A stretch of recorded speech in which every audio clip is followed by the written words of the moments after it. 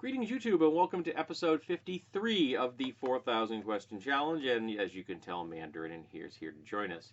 What do you know about your mother's work and responsibilities? Well, now, today, she's semi-retired. She only works like 3 days a week, I think.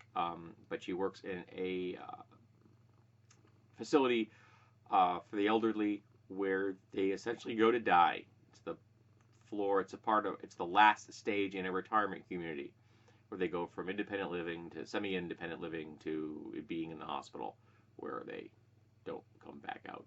So, really depressing.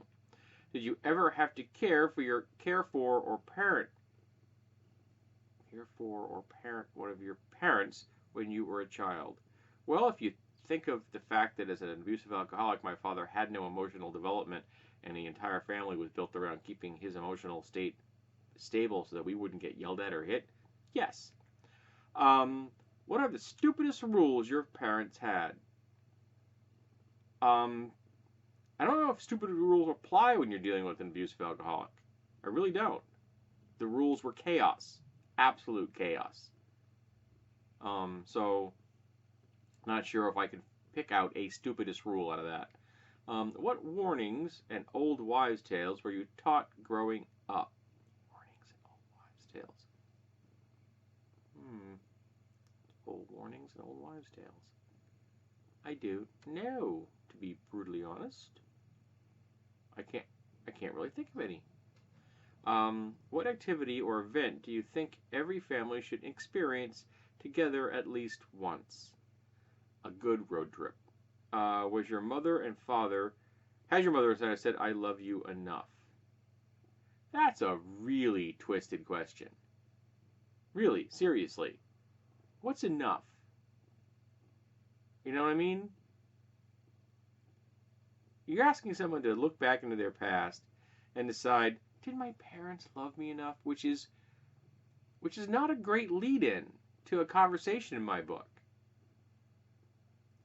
So I'm going to answer no to that one because I had a bad childhood, but I don't think you should be asking that of someone who even had a good childhood.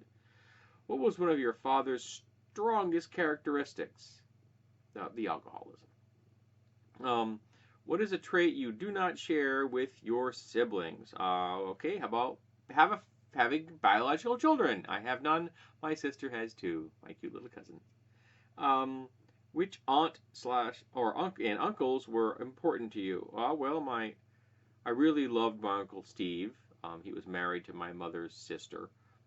And I love my Uncle George more than anything on the entire universe. When it came to my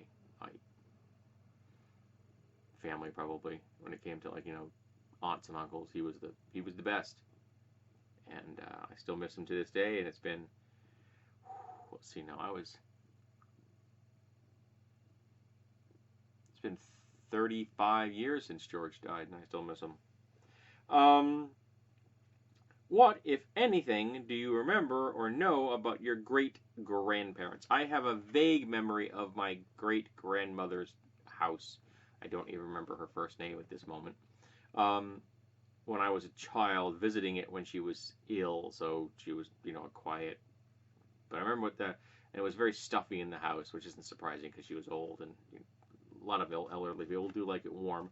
But I think the strongest I remember was the backyard, which had actual edible grapes growing in it, and that my grandmother and my great-grandmother used to make jam from.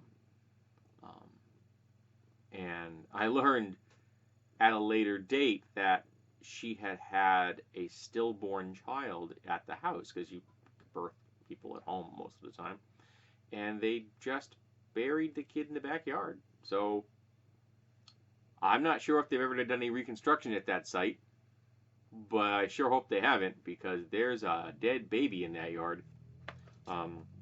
Yeah. So, this has been episode 53 of the 4,000 Question Challenge. I hope you've enjoyed yourself, and I will see you in episode 54.